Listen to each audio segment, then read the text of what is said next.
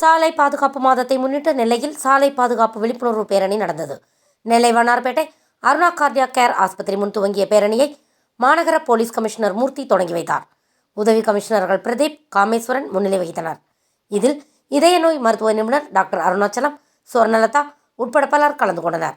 இந்த பேரணி வண்ணார்பேட்டை செல்லப்பாண்டியன் சிலையில் முடிவடைந்தது. அங்கு சாலை பாதுகாப்பு உறுதிமொழியும் மேற்கொள்ளப்பட்டது. இதில் செவிலியர்கள், அலுவலர்கள், சமூக ஆர்வலர்கள் உட்பட பலர் கலந்து கொண்டனர்.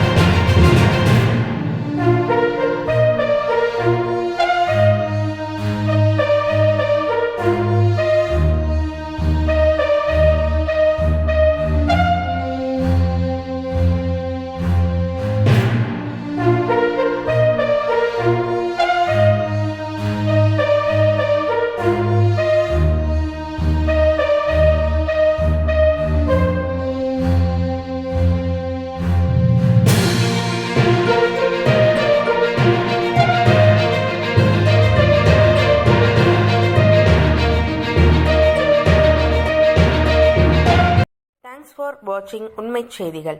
நெல்லை செய்திகளை உடனுக்குடன் தெரிந்து கொள்ள சேனலை சப்ஸ்கிரைப் பண்ணுங்க, லைக் பண்ணுங்க, ஷேர் பண்ணுங்க.